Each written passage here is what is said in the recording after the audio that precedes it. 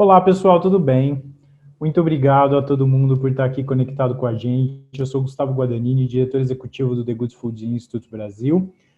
A gente está fazendo, como quase todos vocês já devem saber, uma série de webinars que estão sendo organizados pela Caterine e pela Cris, que estão aqui. E nessa série de webinars nós convidamos algumas pessoas já a vir falar sobre projetos. Acho que o nosso grande foco com esses webinars tem sido trazer uma visão técnica de alto nível para todo mundo que é interessado em trabalhar nesse setor. Então, essas têm sido as nossas metas aqui com os workshops do GFI. E hoje nós trazemos a doutora Ana Carla para falar um pouco sobre uma das pesquisas também. A pesquisadora é uma das pessoas suportadas aí pelo GFI, que entrou no nosso programa do Grant. Então, eu quero agradecer todo mundo por estar aqui hoje. O GFI tem feito um trabalho muito legal em avançar o campo científico e também as outras áreas que a gente trabalha para o setor de proteínas alternativas. Eu sou suspeito para falar, mas eu acredito fortemente que o Brasil vai se tornar uma potência de proteínas alternativas e que nós temos tudo o que precisa para ser o país que vai exportar esse tipo de tecnologia para o mundo inteiro. A gente tem clima favorável, a gente tem todo o capital intelectual que precisa para formar essa ciência, para desenvolver esse tipo de produto. A gente já tem as maiores empresas de alimentos do mundo capazes de distribuir esse tipo de produtos com rotas logísticas já estabelecidas no mundo inteiro. Então, a gente está muito animado. É um setor que começou muito recentemente no Brasil e que cresce cada vez mais a um ritmo assustador, que talvez não tenha outro país no mundo que se desenvolveu tão rápido. Primeiro produto análogo de carne no Brasil começou a ser vendido em maio de 2019. Hoje o Brasil já exporta para mais de 10 países. A gente tem uma diversidade enorme de marcas trabalhando nesse setor. Então, isso com certeza é um mercado que vai crescer cada vez mais e por isso faz sentido a gente se preparar para estar atuante fortemente nesse setor e para os profissionais se capacitarem bastante para entender quais as demandas que vão vir tanto da indústria quanto de todos os atores que estão envolvidos nisso. Eu passo a palavra para a doutora Caterine, que é a nossa diretora de Ciência e Tecnologia, que vai apresentar todo mundo de maneira mais adequada, mas eu agradeço a todos que estão presentes aqui assistindo a gente hoje e também nos próximos que a gente vai fazer, sigam acompanhando, que a gente vai sempre trazendo conteúdos legais. Muito obrigado. Caterine. Obrigada, Gustavo, obrigada pela abertura, pelas palavras. É um prazer receber todos vocês para o nosso quarto webinar. Eu estou aqui acompanhando a listinha dos participantes, temos várias pessoas que já nos acompanham em cada uma das edições, inclusive temos entre os nossos participantes palestrantes também acompanhando hoje a doutora Ana Carla, vários colegas de universidades, de outras instituições de pesquisa, colegas também de empresas. É um prazer receber todos vocês, né? Então, para aqueles que essa é a primeira vez que nos acompanham, então, esse é um webinar que faz parte de uma série de webinars, como o Gustavo comentou, onde a gente fala de temas de ciência e tecnologia acerca, né, de proteínas alternativas. Antes de a gente iniciar a apresentação da doutora Ana Carla, como o Gustavo comentou, eu lidero a área de ciência e tecnologia aqui no Brasil, e hoje também quem nos acompanha aqui no webinar é a minha colega Cristiana Ambiel, que é gerente de ciência e tecnologia para o GFI Brasil. Então, nós duas estaremos mediando esse webinar em conjunto com a doutora Ana Carla. Antes de, então, passar a palavra para ela, eu só gostaria de fazer um convite, porque vejo que a gente tem vários colegas de universidades e de outras instituições de pesquisa. Mário, você pode passar o próximo slide, por favor? Para fazer um convite para todos vocês que trabalham com pesquisa dentro das universidades, dos centros de pesquisa e diversos institutos de pesquisa no Brasil, para se cadastrarem, para fazerem parte de uma rede colaborativa do GFI, então, por meio do Diretório de Pesquisa Colaborativa, então, onde os pesquisadores podem se cadastrar para fazer parte dessa rede. E nós temos aí algumas ações sendo planejadas específicas para os pesquisadores que estão já, né, fazendo parte da nossa rede. Então, se você que trabalha com pesquisa ou tem um interesse em atuar com pesquisa no tema de proteínas alternativas, se você ainda não faz parte da nossa rede, fica o convite para você acessar, com o QR Code, fazendo a leitura do QR Code, esse QR Code que está na tela, você já vai cair direto no site do GFI, ou então gfi.org.br/pesquisadores. Então, fica o convite para vocês conhecerem essa iniciativa super bacana do GFI. Além desse nosso diretório, como vocês sabem, o GFI possui uma gama bastante interessante de materiais técnicos sobre o tema proteínas alternativas, e aqui eu quero destacar um dos nossos últimos lançamentos, que é um relatório inédito do tema sobre a indústria de proteínas alternativas no Brasil. Então, como o Gustavo trouxe aí, alguns números desse setor, se você tem interesse em conhecer mais sobre o que aconteceu nessa indústria, esse é um material bastante interessante para você se ambientar. Ele é acesso gratuito, então, fazendo a leitura do QR Code na tela, você também já consegue ir direto para o site, ou então gfi.org.br/IPA. Joia. Então, esses são os meus recadinhos, não quero me alongar.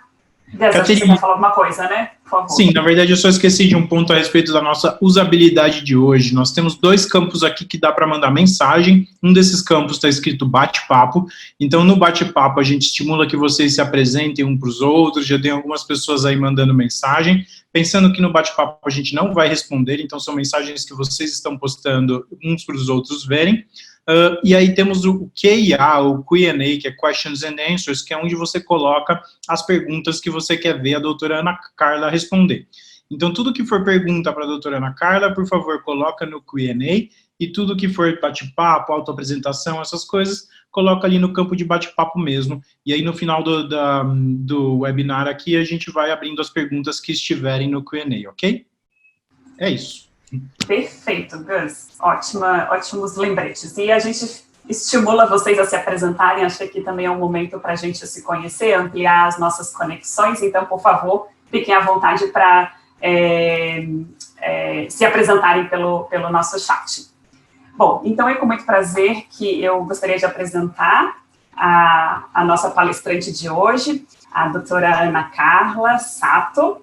Ela é engenheira de alimentos, com mestrado, doutorado, pós-doutorado, pela Unicamp, e é uma das nossas pesquisadoras que está sendo financiada pelo GFI. Então, o seu projeto de pesquisa, que tem como um dos seus projetos de pesquisa, com o tema de extração de proteína a partir de folha de mandioca, está recebendo financiamento pelo GFI. Nós temos muito orgulho de tê-la conosco hoje, doutora Ana Carla, para falar sobre um tema também que é de bastante relevância para as indústrias, para as empresas, que estão fazendo seus desenvolvimentos de produtos, que é justamente as estratégias para melhorar a funcionalidade das proteínas vegetais.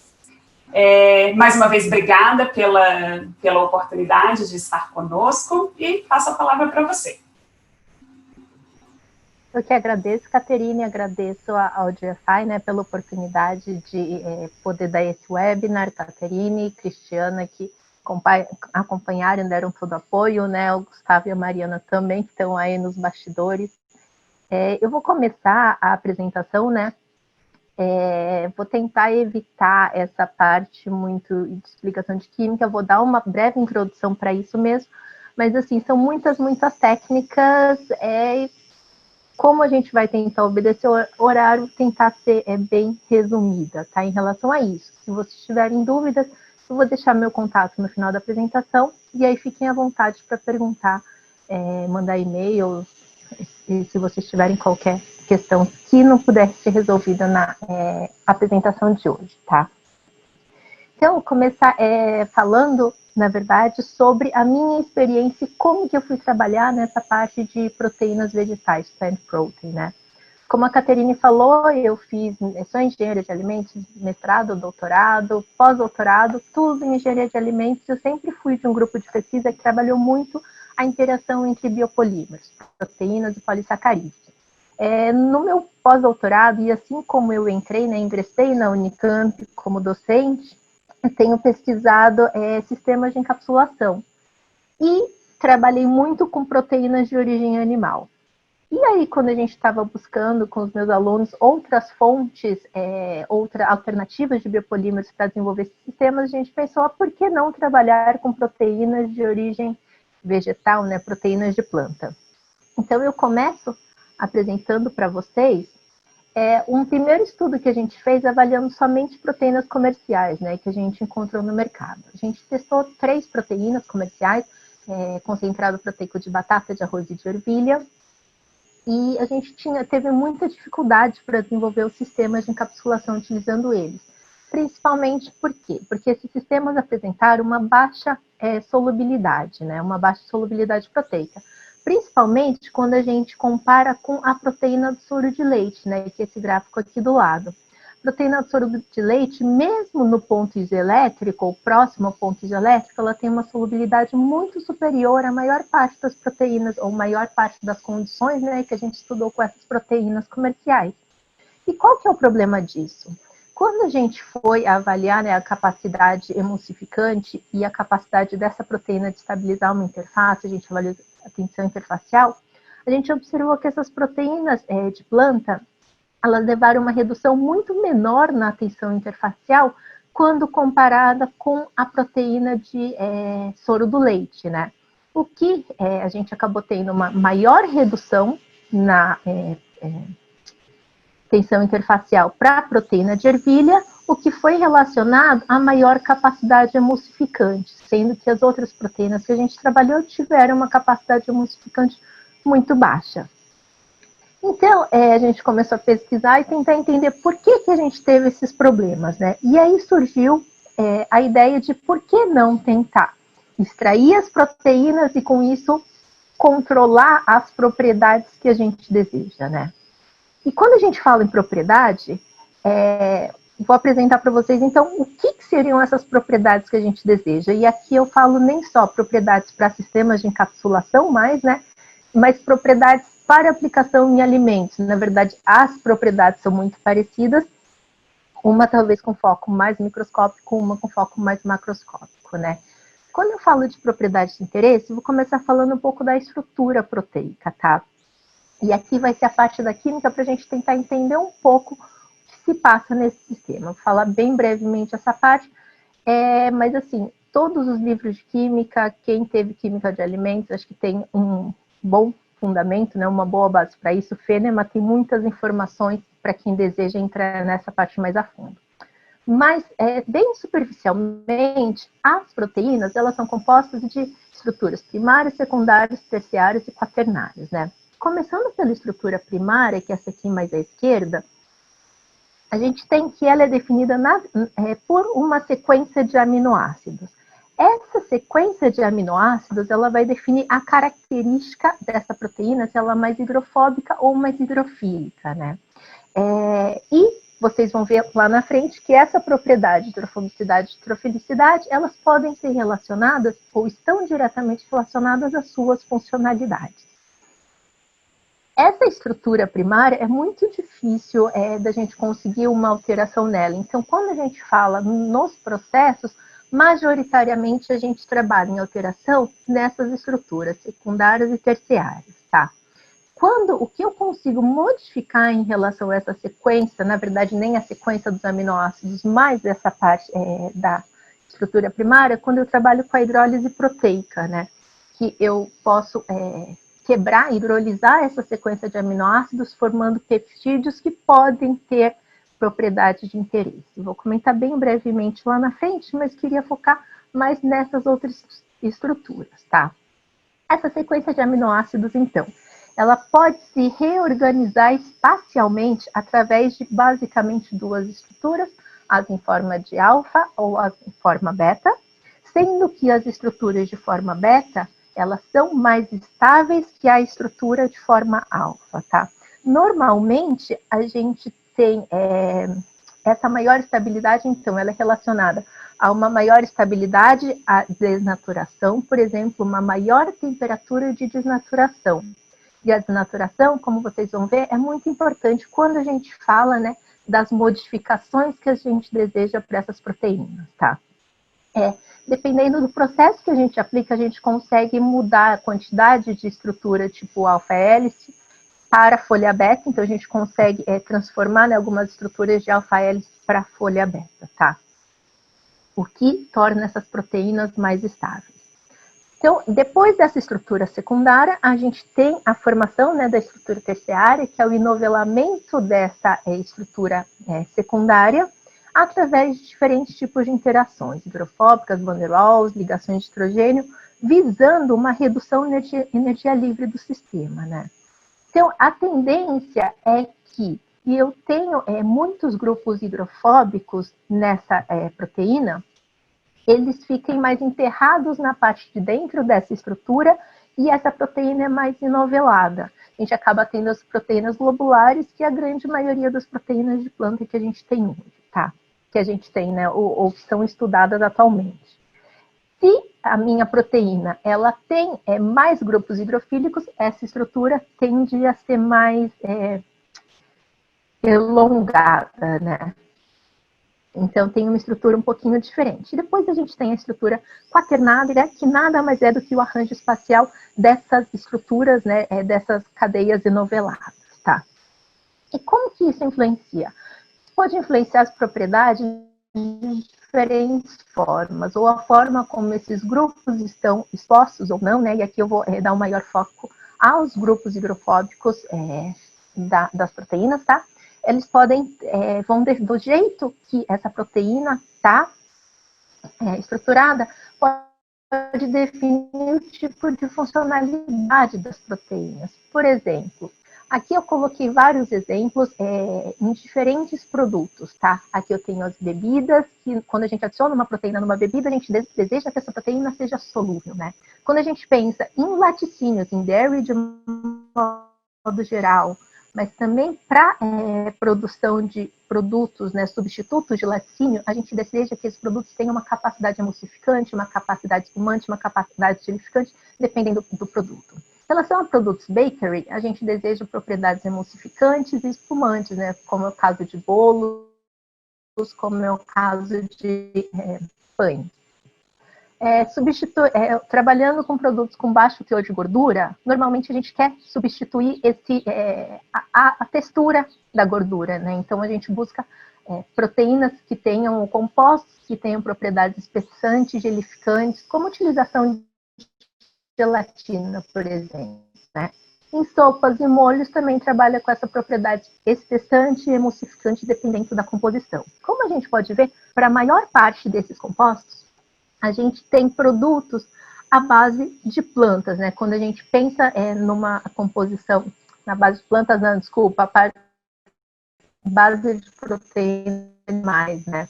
Como a gente pode ver aqui. Então, se a gente fala uma bebida proteica, normalmente se pensa ou automaticamente uma bebida de whey, né? Hoje o mercado vem mudando bastante, eu vou comentar um pouco mais para frente, mas seria a primeira memória, né? Esse aqui é um exemplo, né? Formulação de um suspiro,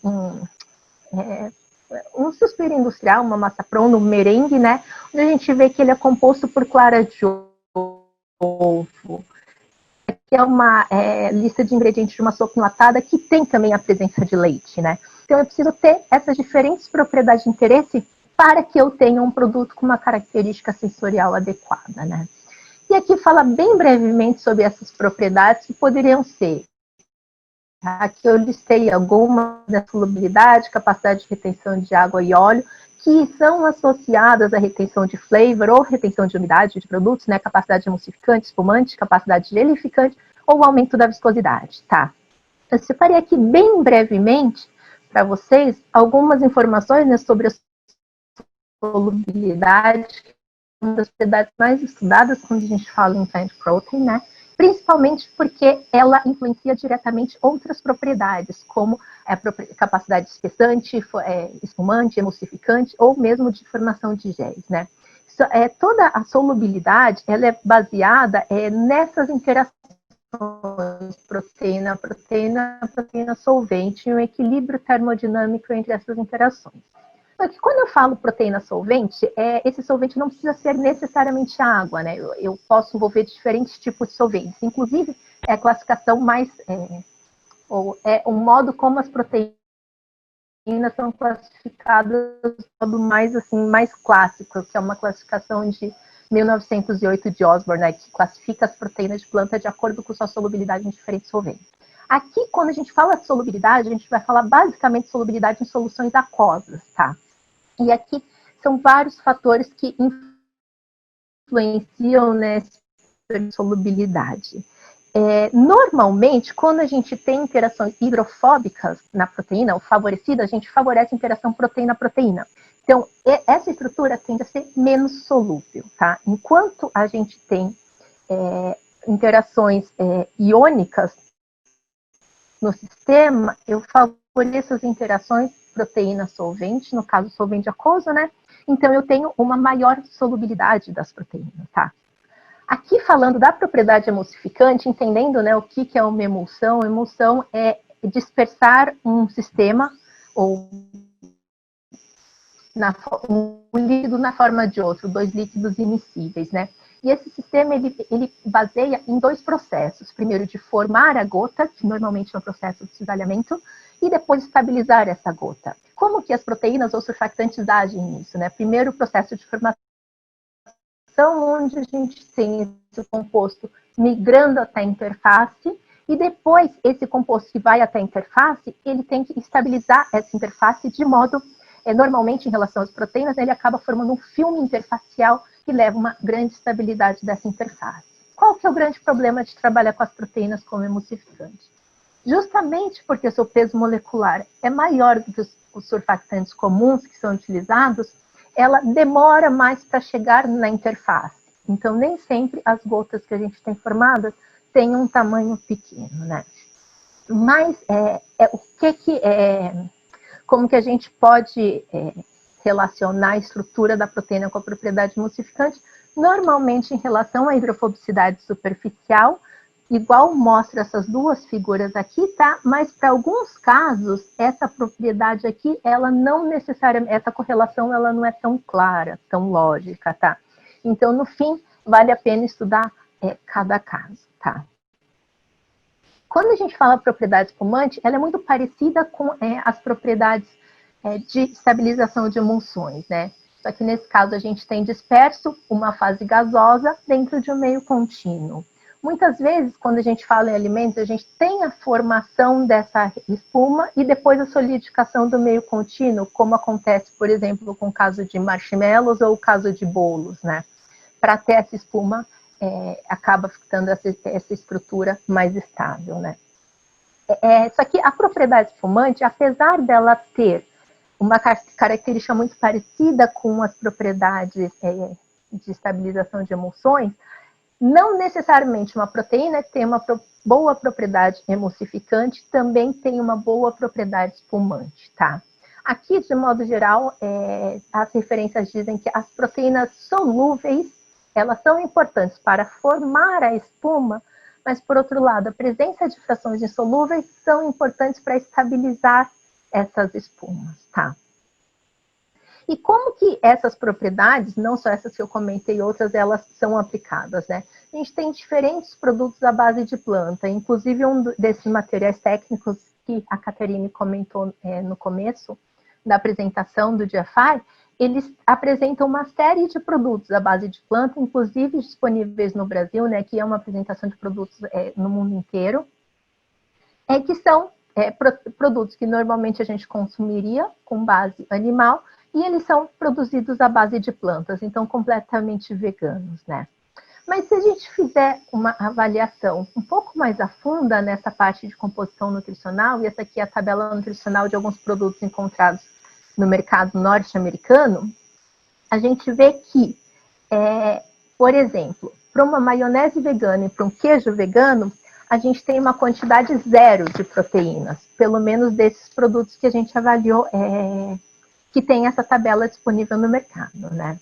Enquanto, quando a gente compara a composição dos iogurtes, a gente vê que o iogurte tradicional tem uma porção muito maior de proteína que os outros produtos, iogurtes veganos, tá? É claro que tudo depende da composição, mas a maior parte desses produtos foram desenvolvidos justamente para satisfazer o sensorial, né? O sensorial, a textura que o consumidor deseja quando busca comer uma maionese, um queijo ou tomar um iogurte.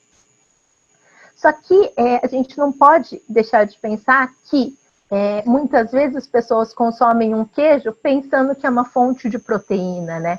Pensar um iogurte como uma fonte de proteína. Então, a gente acredita que com o aumento no uso e no estudo, né, das proteínas de planta, a gente pode conseguir satisfazer essas características sensoriais para a textura, o mouthfeel, tudo que as proteínas animais conseguem fornecer aos produtos, né, a partir dessa manipulação no processo das características dessas proteínas, né. Então, vou começar falando, né, separei o que a gente pode estudar, né, que poderia modificar as propriedades funcionais das proteínas em vários métodos, em várias etapas, na verdade. Eu vou começar falando das diferentes fontes proteicas para a gente fazer uma análise de como que isso poderia influenciar, né. Aqui vou apresentar, então, algumas fontes proteicas, as mais clássicas, leite, carne e ovo. Quando a gente fala alguém que vai na academia ou consome ou faz muito exercício, vai tomar um whey protein depois do exercício, né? Tem muita gente que é muito preocupada com essa parte de desenvolvimento de músculo e assim por diante, toma clara ou come clara de ovo no café da manhã, né? Então, quando a gente pensa em fonte proteica, de fato, as proteínas animais, elas vêm à cabeça. E aqui eu acabei colocando a proteína alternativa também, né, que seriam proteínas de insetos, que também tem o mercado crescendo por isso. Mas essas proteínas animais, elas são proteínas que elas são mais disponíveis, mais fáceis, né, para o consumidor. Mas quando você vai na academia, ninguém sai da academia e fala, eu vou tomar um suco de batata, né? Ou eu vou comer, sei lá, uma porção de folhas. Justamente porque nem sempre essas fontes são associadas a fontes proteicas. Mas, gente, tem muitos estudos, inclusive produtos comerciais obtidos a partir de diferentes plantas, né?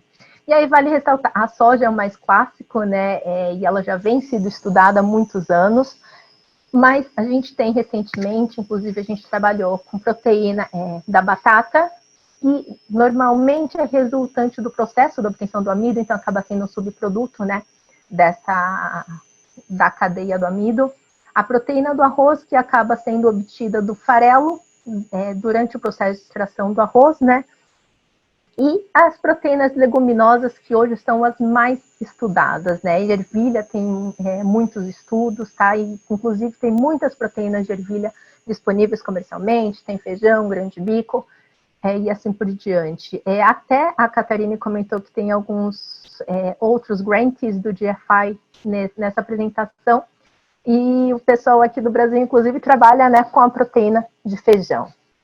O que eu queria, assim, destacar dentre essas fontes proteicas as folhas. As folhas, normalmente, elas não são associadas como fonte proteica, mas como a Catarina comentou, esse trabalho que a gente tem financiado pelo GFI é voltado para a obtenção de proteínas de folha. E por que isso pode ser interessante, tá?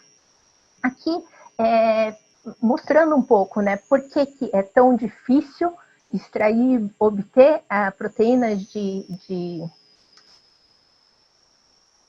fontes vegetais, tá? Quase pulei essa parte, porque quando a gente observa a estrutura da proteína, os corpos proteicos, esses PBs, nas plantas, eles estão dentro da célula vegetal, né? Então, eu tenho uma parede celular rígida, que é uma barreira para a liberação dessas proteínas. E quando, igual eu comentei, a gente trabalhava, ou tem muitas proteínas hoje disponíveis, comercialmente disponíveis, são proteínas obtidas de subprodutos da cadeia da indústria alimentícia, né? Aqui eu destaco alguns que são alguns que a gente tem trabalhado no nosso laboratório, e aqui eu faço a ressalva para as folhas, né, que seriam as folhas de mandioca. E por que torna-se importante, ou poderia ser importante estudar a obtenção de proteínas de folha, tá? Primeiramente, a proteína da folha de mandioca chega a ter de 20% a 30% de proteína em base seca.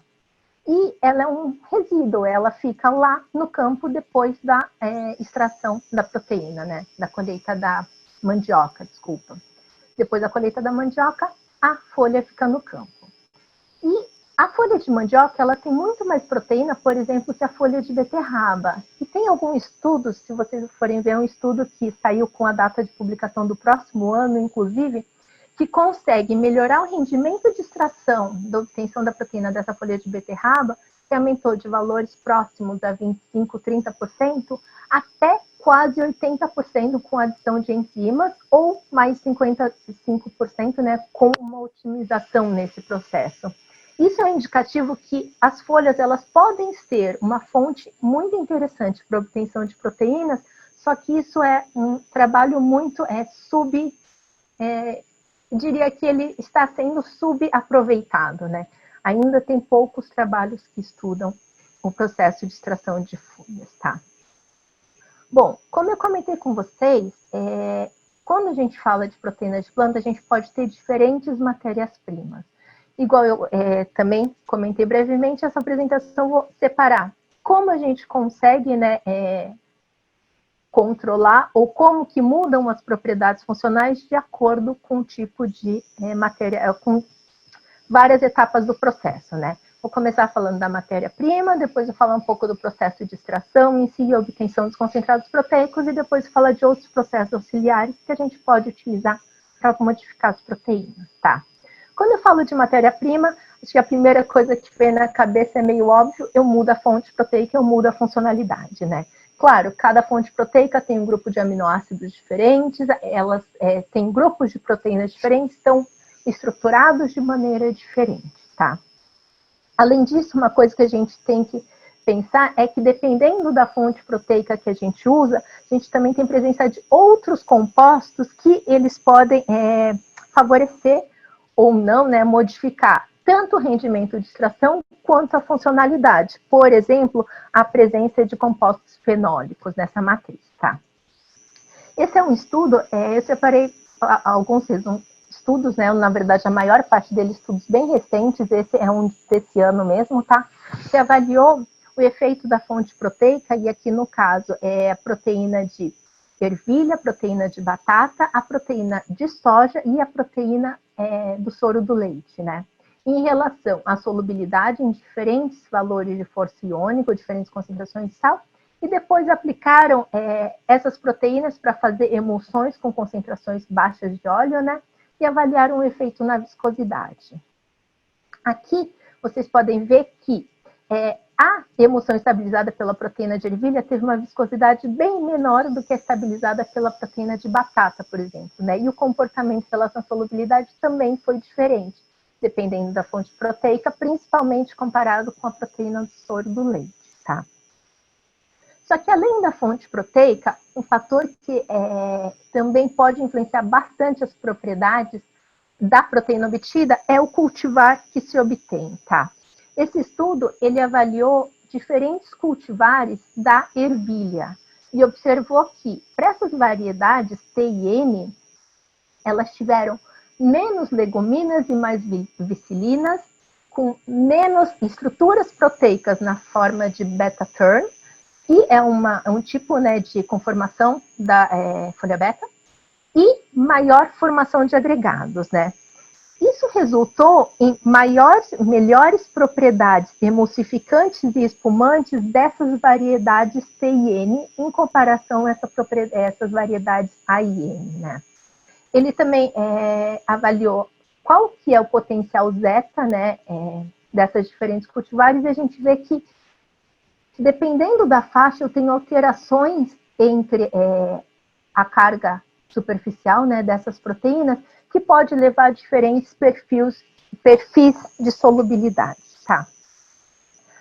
E mesmo que eu esteja falando da mesma matéria-prima, mesmo cultivar, mesmo tudo, e aqui, no caso, é um trabalho que avaliou a farinha da linhaça, ou a proteína obtida da linhaça, só que eles avaliaram a proteína da linhaça, obtida da linhaça, com duas matérias-primas diferentes. Uma que eles obtiveram a partir da linhaça integral, ou seja, eles pegaram a linhaça integral, trituraram e retiraram, né, as proteínas, e depois, e outro caso seria a torta da linhaça, que seria a linhaça obtida depois do processo de remoção do óleo. Então, eles removeram o óleo antes de extrair a proteína, né? Então, eles tiveram uma composição diferente, né? Isso aqui é a intensidade das bandas de eletroforese. Então, eles tiveram uma composição diferente dessas frações, mas o que eles também observaram foi a capacidade espumante delas, né? Então, se eles obtivessem a proteína obtida a partir da torta da linhaça, ou seja, depois da extração do óleo, teve uma capacidade espumante muito inferior da proteína obtida da linhaça integral. Por outro lado, essa proteína obtida a partir da torta de linhaça, ela apresentou maior estabilidade térmica, né? Que é relacionada àquela estrutura de alfa-hélice e beta-folha, tá? Aqui o que faz pensar, né? O efeito desengorduramento no processo. E esse aqui é um resultado do nosso grupo de pesquisa. A gente fez um teste bem rápido, né? Antes da pandemia, e a gente acabou, pela suspensão das atividades, não conseguindo ir muito a fundo nesse estudo, mas a gente viu que desengordurando e aqui trabalhando, né, com torta de óleos, torta resultante, né, da indústria de óleos. Então a gente avaliou torta de girassol, torta da canola e torta do amendoim, e a gente pegou essas tortas industriais e avaliou como que seria o teor de lipídios antes e depois do processo de desengorduramento, e depois como que seria o teor de proteínas antes de desengordurar e depois de desengordurar. E a gente observou que normalmente era esperado, eu tiro a gordura, certo? Percentualmente eu vou ter mais proteínas nessa torta, o que não aconteceu com o girassol. Ou seja, mesmo retirando o óleo dessa torta, eu diminuí a quantidade de proteínas. Ou seja, o processo de desengorduramento também arrastou frações proteicas dessa matriz de girassol, né? Então, são alguns fatores em relação à matéria-prima que a gente utiliza, né, para obter esses isolados proteicos, que a gente deveria pensar ou considerar, tá? Aqui fala algumas coisas sobre o método de extração, e eu vou me ater mais aos processos úmidos, tá? A gente tem os processos secos, são baseados na parte de moagem e separação por tamanho, mas aqui eu vou me ater mais aos métodos úmidos, que eles são baseados em 3 etapas, basicamente. Primeiro, a solubilização e extração, né, dessa proteína, dessa matriz celular. Então, aqui eu posso alterar condições como pH, temperatura, posso trabalhar força iônica, posso utilizar enzimas, tá? Para tentar extrair esse solvente, essa proteína, então posso trabalhar com diferentes solventes.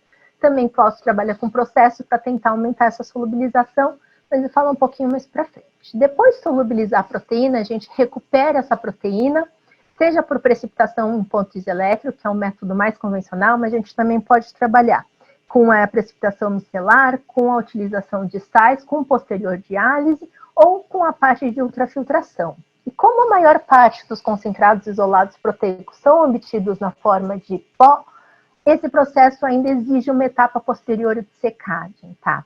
E a gente vai ver não como todos esses fatores podem influenciar na funcionalidade das proteínas, mas algum deles. Vou dar o foco principalmente na parte aqui da solubilização em diferentes pHs, a parte de recuperação e os processos de secagem, tá?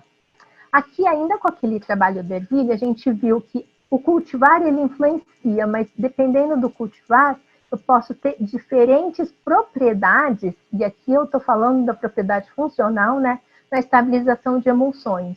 Enquanto eu tenho maiores índices de estabilidade para essas cultivares da AIF, praticamente independentes, né, do pH de extração, o pH de extração influenciou bastante, principalmente na estabilidade da emulsão dessa variedade T.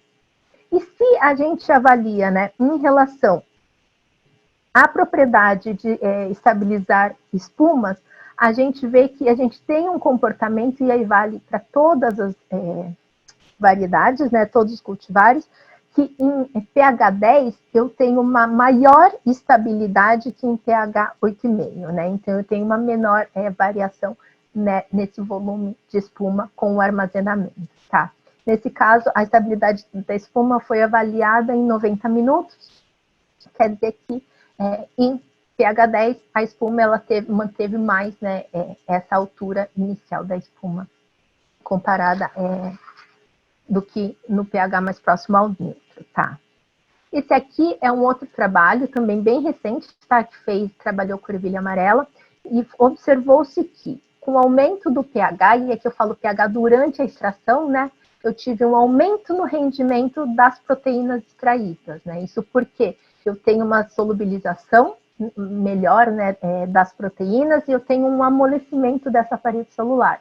Então, eu aumento o rendimento de extração, só que, por outro lado, essa condição levou a maior agregação das proteínas, o que resultou uma menor solubilidade das proteínas obtidas no pH mais alcalino, tá?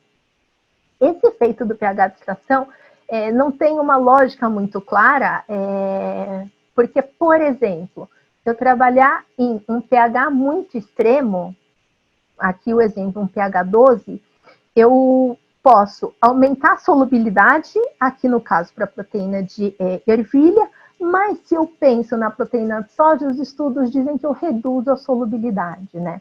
Então, o tipo de matéria-prima, ele vai influenciar muito esse pH ideal para o processo de extração, tá? Um outro jeito que a gente pode favorecer a liberação das proteínas dessa parede celular é utilizando enzimas. E aqui eu vou focar basicamente na utilização de carboidrases. Carboidrases por quê? Porque eu ainda não estou fazendo nenhum efeito na proteína, né? Então não vou hidrolisar a proteína. A ideia aqui é hidrolisar essa parede vegetal para favorecer a saída das proteínas, a liberação, a solubilização das proteínas. Um estudo que a gente fez no laboratório, e aqui com a proteína de lentilha, a gente observou que, na verdade, o processo, utilizar enzimas carboidrases, a gente não aumentou o rendimento de extração, mas a gente conseguiu aumentar a solubilidade, principalmente em condições mais próximas acima, né, do ponto isoelétrico dessa proteína. O que pode ser bastante interessante em termos, né, de aplicações. Quando eu falo já na parte de recuperação, o método mais convencional, né, é recuperação no ponto isoelétrico, que seria essas amostras aqui obtidas, representadas por esses quadradinhos, né? Mas alguns estudos trabalham, né, com a parte de filtração e mostram que proteínas recuperadas por ultrafiltração, elas têm uma melhor solubilidade, o que resultou em uma maior efeito espessante, né, um maior incremento na viscosidade aparente dos isolados proteicos obtidos a partir de ultrafiltração. Esse caso aqui foi um estudo feito para a proteína do tremoço, tá? Só que além do processo, igual eu falei para vocês, de recuperação, a gente também tem um processo de secagem, né? Quando eu falo do processo de secagem, quando a gente faz, e esse eu acho que é um dos grandes desafios para tentar escalonar o processo, porque quando a gente faz trabalho no laboratório, frequentemente a gente usa proteínas liofilizadas. Só que o comportamento dessas proteínas é muito diferente de quando a gente avalia as proteínas obtidas por spray drying, né, que é um técnico, é um processo mais utilizado na escala industrial, tá? Esses resultados, a comparação, né, para proteínas de ervilha obtidas pelas diferentes técnicas de secagem, onde observou-se que proteínas de ervilha obtida por liofilização tem maior capacidade de retenção de água e capacidade de retenção de óleo, enquanto proteínas obtidas por spray drying têm melhores funcionalidades espumantes e emulsificantes. Mas isso tudo foi relacionado, né, porque a liofilização preserva mais a estrutura nativa. O que foi observado em outro trabalho é um comportamento oposto para a proteína de soja. Na verdade, para a fração glicemina da soja, foi observada que a alteração, o spray drying levou a uma menor alteração, uma menor desnaturação no sistema do que comparado ao processo obtido por liofilização. Tá? Aqui, além de comparar o processo de spray drying, a liofilização, foi testado o sistema de secagem a vácuo, né? E aqui, as proteínas de quinoa mostraram que liofilizadas foram, então, menos desnaturadas, só que elas apresentaram uma maior hidrofobicidade superficial, o que resultou em uma maior capacidade emulsificante, tá? E levou a géis com melhores propriedades, mais fortes, né? Géis com maiores módulos elásticos e viscosos aqui. Só que, por outro lado, as proteínas obtidas por spray drying aqui, elas tiveram maior solubilidade em condições de pH alcalino, tá? O que, na verdade, poderia ser relacionado ao menor tamanho das partículas obtidas por spray drying. Então, você tem uma maior área superficial, a partícula consegue ter uma maior área de contato, né, para solubilizar. Além disso, não só o processo, mas o modo como essa proteína é seca é importante. Esse trabalho ele faz uma comparação, o fato de eu liofilizar a proteína, esse vermelhinho aqui, seria no ponto isoelétrico, não, desculpa, o pretinho é no ponto isoelétrico, então eu extraio a proteína e já seco, e o vermelhinho é a proteína extraída e depois ressuspendida em pH 7, né, até um pH neutro. E a gente observa que esse passo de ressuspender a proteína melhora muito a solubilidade da proteína, principalmente acima do seu ponto isoelétrico, né? Quer dizer, toda proteína precisa ser ressuspendida antes de ser seca para utilização? É claro que não, porque isso vai depender da funcionalidade que se deseja para ela, certo? Igual a gente viu, em alguns casos é interessante que eu tenha frações insolúveis que podem favorecer a estabilidade, por exemplo, de espuma, tá? Além dessas técnicas que a gente pode utilizar durante o processo de secagem, né, a gente tem outras técnicas que podem ser chamadas técnicas auxiliares. Na verdade, elas podem ser utilizadas durante o processo, mas elas também de extração, mas elas podem ser aplicadas depois nas proteínas, tá? Esses exemplos todos que eu trouxe para vocês são de processos aplicados depois do processo de obtenção das proteínas, né? Começar falando do ultrassom e o que ele do que é o ultrassom, né? O que consiste. Ele é um processo, na verdade, de cavitação e consiste nessa formação das bolhas e colapso das bolhas muito rapidamente. Quando isso acontece, a gente tem a ruptura da parede celular, o que favorece a liberação das proteínas. Só que qual que é a grande vantagem ou desvantagem, né, do ultrassom? Ele não necessariamente só atua na parede celular. Ele também pode influenciar as proteínas, destruindo as ligações de hidrogênio que eu tenho nas proteínas ou as interações eletrostáticas, né? Então, esse efeito de cavitação pode levar a uma alteração nas interações proteína-proteína. Tá? E como que isso pode influenciar no processo? Esse aqui é um estudo que a gente fez, né, da proteína de feijão fradinho, que a proteína do feijão submetida ao processo de ultrassom tem as duas proteínas, né, conseguem formar espumas, só que a proteína obtida com a proteína de feijão, a espuma, né, feita com a proteína do feijão submetida ao processo de sonicação foi mais estável ao longo do tempo do que a proteína sem ultrassom, tá? Esse estudo aqui também é um estudo bem recente que trabalhou com proteínas de amendoim e eles conseguiram separar as frações, a fração araquina e a fração conaraquina, tá? que eles observaram é que na araquina, o processo de ultrassom levou a menor teor de compostos de alto peso molecular e maior porcentagem de alfa-hélice do que e de grupos hidrofóbicos do que as porções, do que a proteína não submetida ao processo de ultrassom, tá? Só que esse efeito só aconteceu com a araquina. Com a fração conaraquina, não teve efeito o processo de ultrassom, ou pelo menos nessas propriedades. De qualquer jeito, quando a gente vai avaliar, né, a propriedade emulsificante, a gente avalia. E essas duas primeiras figuras são da fração araquina e essas duas inferiores da fração conaraquina. A gente observa que, de qualquer jeito, o efeito do ultrassom e a intensidade do ultrassom acabam melhorando as propriedades da emulsão, diminuindo o tamanho de gotas e aumentando a estabilidade delas, tá?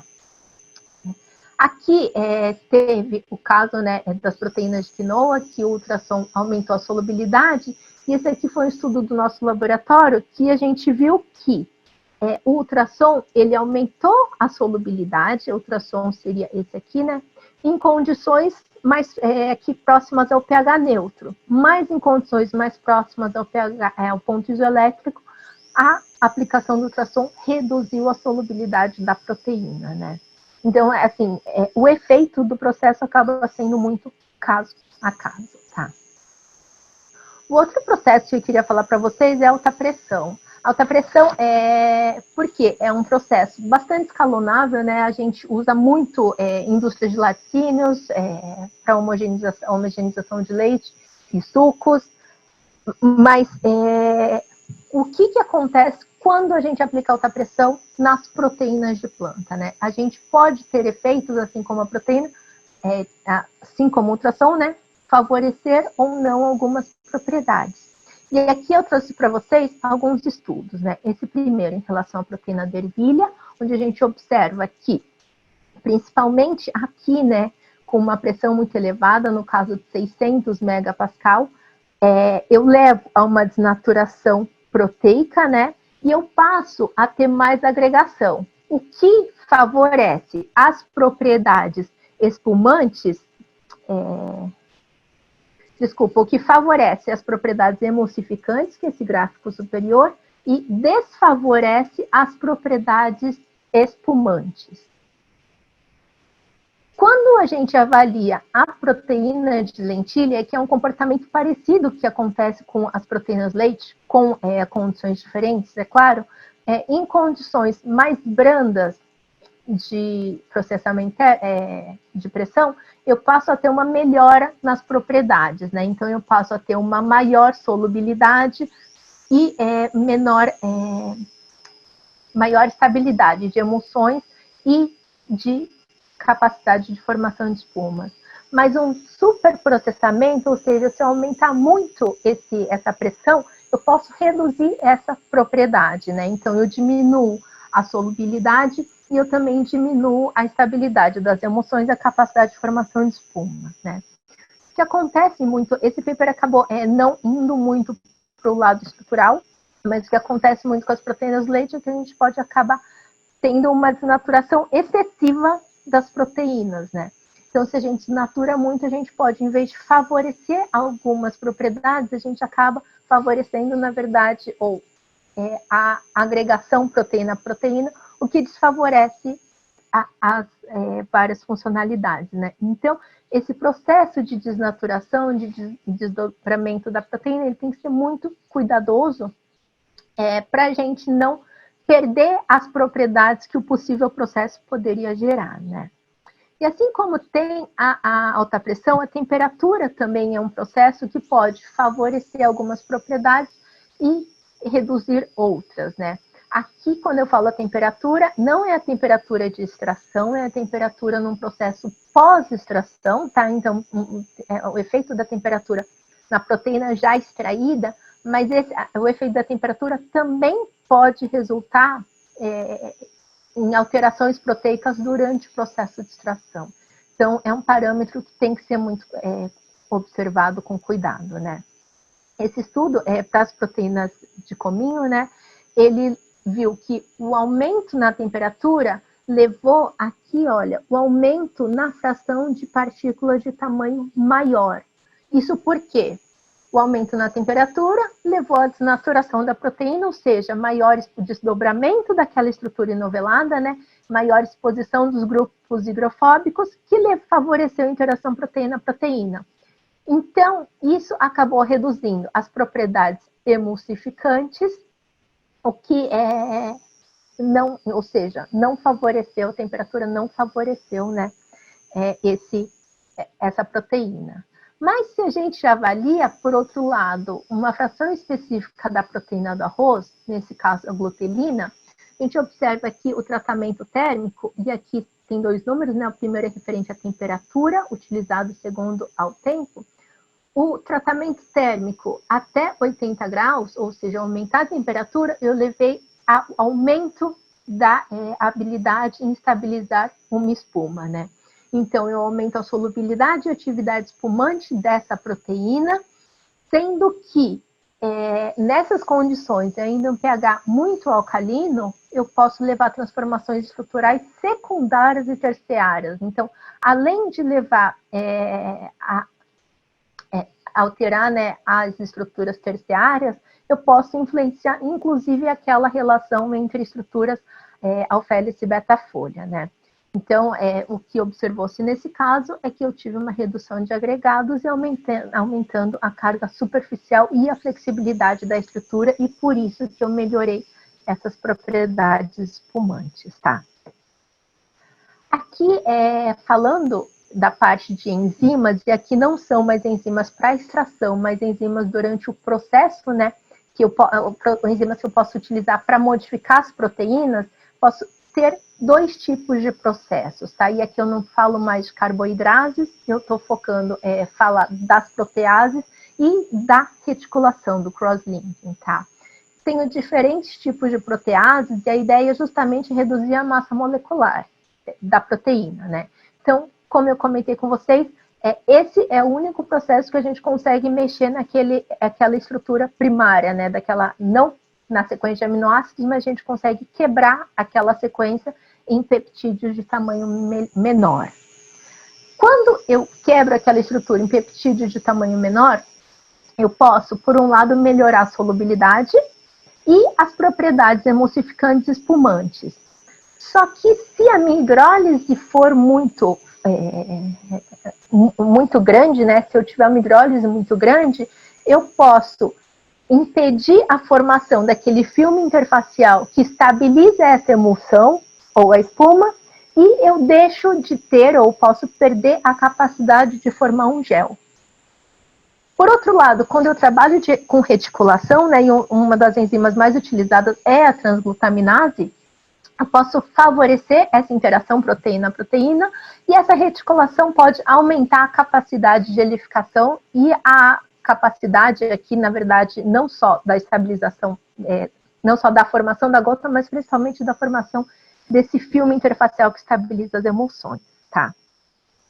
Que eu listei uma série de outras condições e algumas referências, né, que podem ser observadas, que vão levar alterações na funcionalidade, tá? Como o armazenamento, o tempo de armazenamento das proteínas, podem levar alterações moleculares das proteínas com o tempo. Processo de adicionar grupos, né, acilação, fosforilação, que podem introduzir cargas nas proteínas, né? Se eu aumento a carga, eu aumento a repulsão, então eu aumento a estabilidade dessa proteína, a sedimentação, né?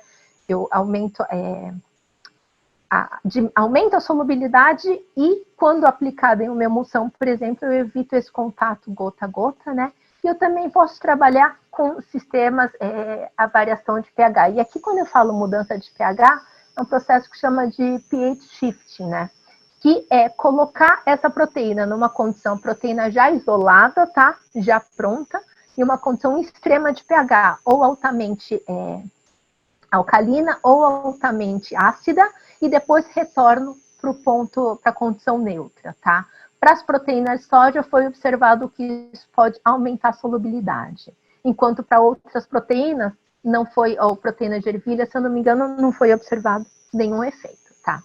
Além disso, a gente pode complexar com outros polissacarídeos ou fazer conjugação, né?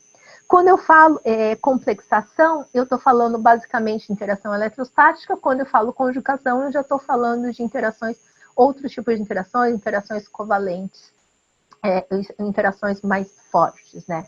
Então, eu posso modificar a solubilidade e as propriedades também através da interação dessas proteínas com outros compostos. Além de tudo isso, eu posso trabalhar vários outros processos, e aqui eu listei para vocês alguns processos emergentes, né?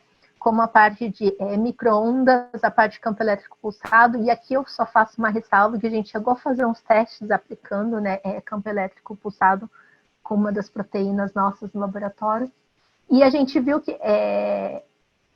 o efeito desse pulsed electric field foi muito sutil para a proteína de planta que a gente avaliou, né, no caso era a proteína de lentilha. Só que se a gente avaliar na literatura, a proteína de soro de leite, isso pode dar um efeito muito, muito grande, né?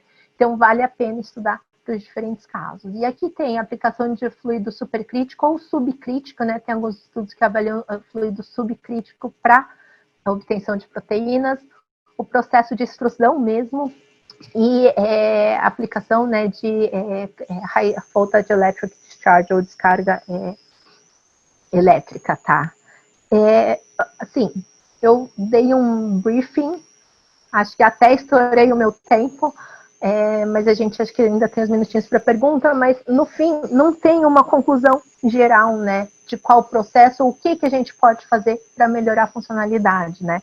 É claro que conhecer a matéria-prima ajuda muito, mas e ajuda a estratégia que a gente vai adotar, né, mas tanto o processo que a gente vai escolher, a matéria-prima, pode se comportar de modos diferentes para os diferentes processos, mas, acima de tudo, a gente tem que pensar na funcionalidade, que é importante para pensar em termos de aplicação, tá? Não necessariamente uma proteína que é boa, igual a gente viu, né, para estabilizar uma emulsão, pode ser boa para estabilizar uma espuma, né?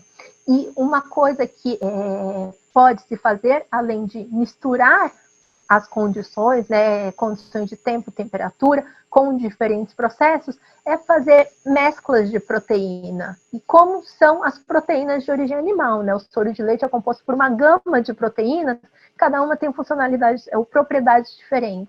Então, talvez trabalhar também com essas frações proteicas a partir de planta, cada uma com sua funcionalidade interessante, a gente consiga desenvolver ingredientes proteicos para que possam substituir essas proteínas, né, de origem animal em diferentes produtos, tá? Por fim, eu queria agradecer, né, a presença de todo mundo. Esse aqui é o meu grupo de pesquisa que me ajudou, né, que obtiveram, na verdade, todos os dados que a gente teve aqui no laboratório, todo apoio. Eu agradeço, né, todos os órgãos de fomento, em especial ao GFI, pela oportunidade, né, de estar aqui, de poder apresentar um pouco dessa parte, né, das proteínas de planta, do processo, que eu acho super interessante. Então, agradeço todo mundo e deixo, por fim, o meu contato, para se alguém tiver interesse em qualquer outra pergunta que a gente não conseguir resolver aqui. Excelente, professora Ana Carla. Obrigada pela apresentação. Foi perfeita no tempo. E nós vamos começar, então, as perguntas. Temos várias perguntas, professora. Vamos lá? No Q&A. No Q&A, isso.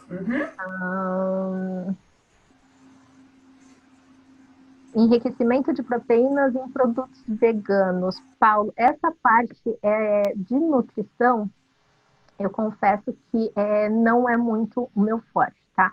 Até falo para você, eu vi que nessa lista das pessoas que estão participando do webinar, eu vi que tem o Bruno Karchoff, da UFSC, lá de Santa Catarina, que ele tem vários trabalhos voltados para essa área mais nutrição, tá? Acho que ele está trabalhando com a Yara também, que é dessa parte, talvez, acho que ele pode te ajudar nisso. Acho que essa parte é uma oportunidade para entrar em contato, tá? Mas, assim, o que eu sei é que tem... antigamente, muitas pessoas falavam, né, que os produtos de origem animal, ele não tinha, nos produtos de planta, eles não têm uma composição aminoácida completa, adequada, o que já foi rebatido, né, pelos estudos mais recentes. Então, assim, a gente consegue, sim, ter um perfil aminoácido adequado, né, com dietas basicamente veganas, mas algumas coisas que a gente não pode esquecer também são os outros compostos que vêm normalmente com as proteínas animais, né? Então, além das proteínas, a gente tem vitaminas, tem os minerais, tem vários outros compostos, que quando a gente pensa em enriquecimento de produtos, a gente também tem que pensar na adição desses compostos, tá? Vamos lá. As proteínas quase todas as proteínas, Luiz, elas têm sabor residual. Quase todas as proteínas de planta, elas têm não só sabor residual, mas também um flavor e, muitas vezes, uma coloração que não é tão desejada, né? Ou, pelo menos, não é aquilo que o que se espera, o consumidor espera. Eu comentei, né, que eu tenho um trabalho de trabalhar com a proteína do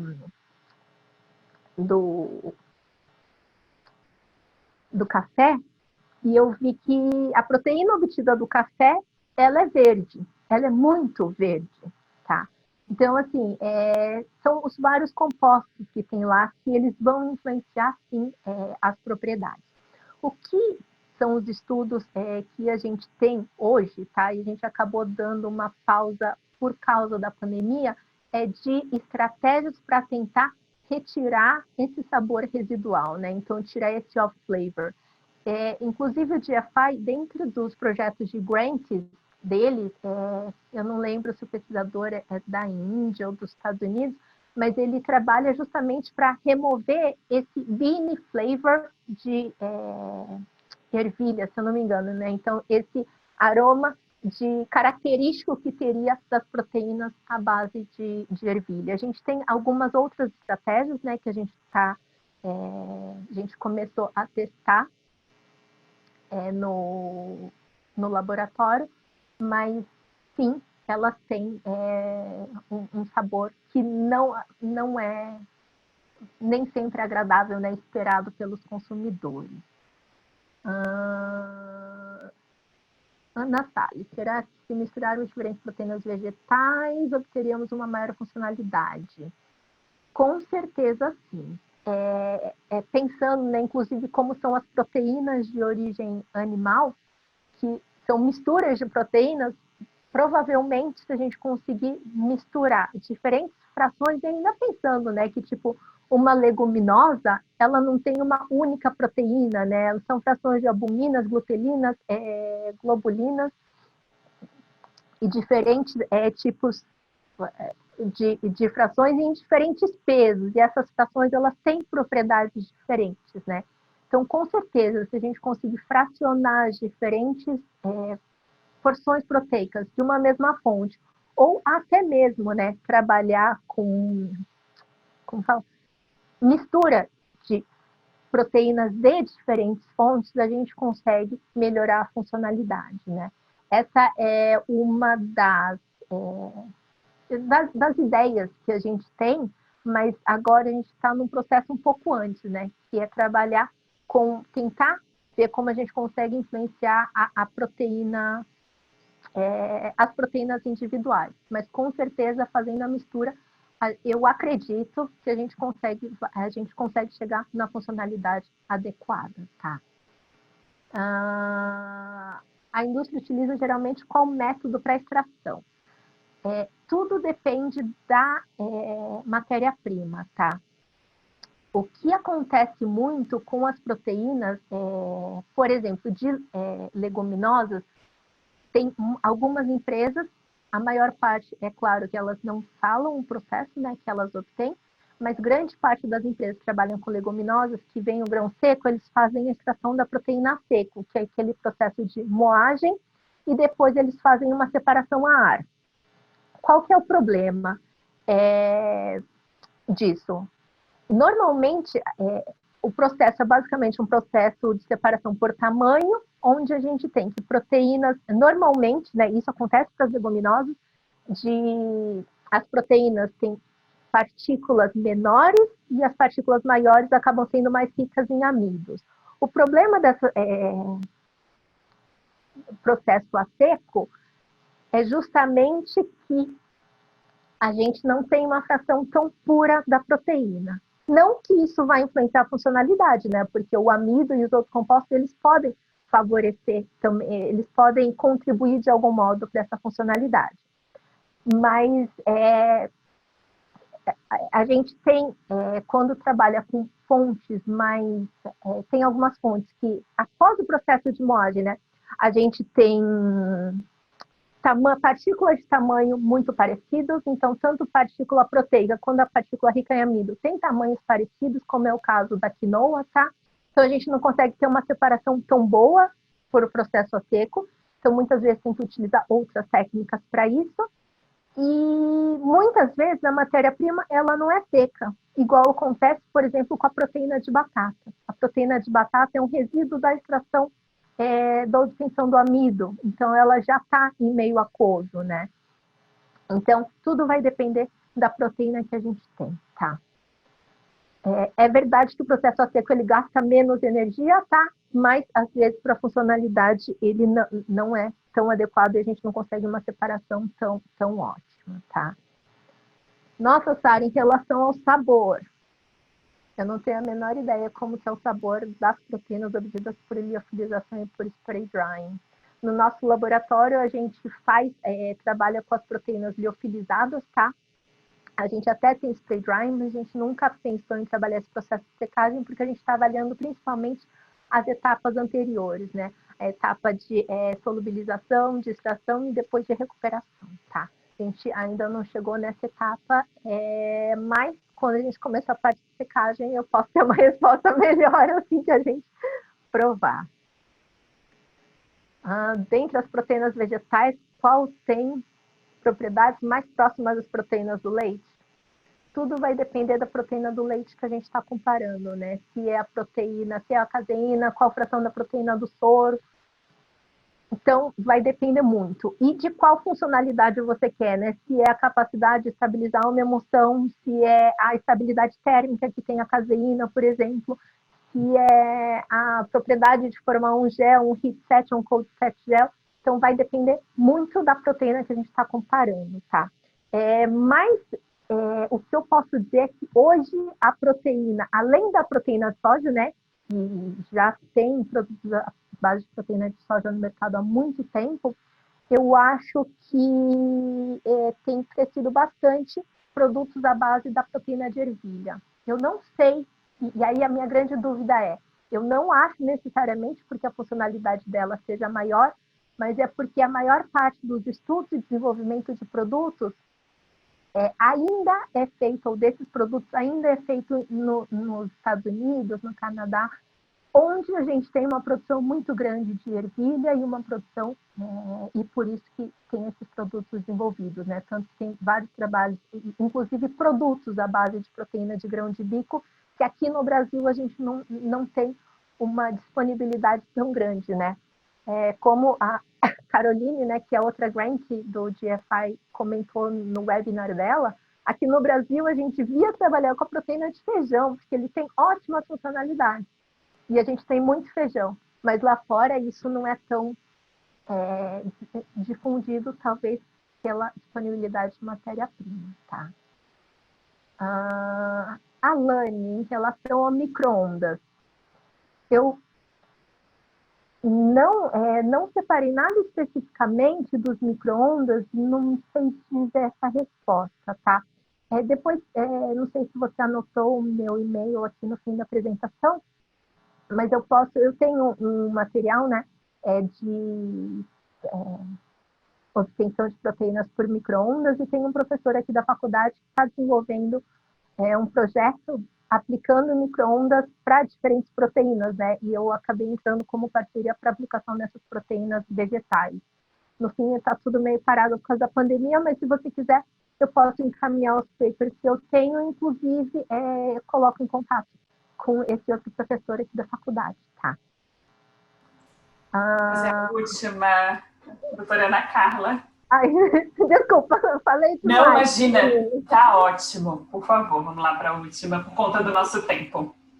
Em relação às proteínas de ervilha, se existe uma temperatura específica ou mais indicada para trabalhar. Aqui você está falando, né, na parte de extração ou na parte de processamentos depois, tá? E é uma coisa que tem que pensar, igual eu falei para vocês, de ervilha tem muitos estudos. Isso vai depender, e tem aquele estudo, né, do cultivar, é feito com ervilha. Então, isso aqui tem que ser pensado. Qual exatamente o cultivar de ervilha que você está trabalhando para saber qual que é esse comportamento, tá? E depende da funcionalidade que você quer obter. Porque, às vezes, você quer uma desnaturação que seja parcial. Então, você vai trabalhar com uma temperatura ou um tratamento térmico não tão elevado para não promover uma desnaturação total dessa proteína, né? Então, você quer uma desnaturação parcial que pode favorecer algumas propriedades. Se eu quiser, por exemplo, formar um gel, normalmente deseja que a gente desnature a proteína, né? Para que ela depois possa se rearranjar nessas interações hidrofóbicas. Então, depende muito da funcionalidade que você quer obter, tá? E depois, acho que você, não sei se o pessoal já consegue salvar as perguntas, e a gente pode depois tentar responder. Isso. As perguntas já estão salvas, doutora Ana Carla, vou encaminhá-las, né, para você. Os colegas, enfim, que fizeram perguntas da forma anônima, infelizmente a gente não consegue direcionar, mas então para essas pessoas que fizeram e desejam, né, que a professora Ana Carla responda, só ou encaminhar direto para ela, ou se quiser encaminhar para o GFI, a gente pode fazer a conexão com a doutora Ana Carla. Bom, o tempo, né, passou voando, foi ótimo. Doutora Ana Carla, obrigada pela profundidade, né, nos conhecimentos compartilhados. A gente recebeu, depois a gente transmite também os feedbacks pelo chat, então pela qualidade da sua apresentação. Obrigada mais uma vez pela disponibilidade. E a gente vai continuar em contato, né? Afinal, vamos ter novidades muito, esperamos, né, promissoras com o projeto. Então, a gente também vai fazer questão de divulgar esses resultados com os nossos colegas, enfim, que nos acompanham no GFI. Então, a gente, com certeza, vai se encontrar em breve. E para todos vocês que nos acompanharam também, obrigada mais uma vez pela participação.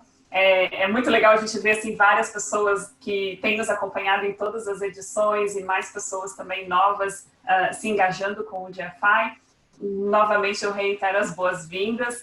No mês de setembro, a gente está preparando também mais um conteúdo bastante interessante. Em breve, a gente anuncia e vai ser uma alegria poder encontrá-los e encontrá-las nessa nossa próxima edição.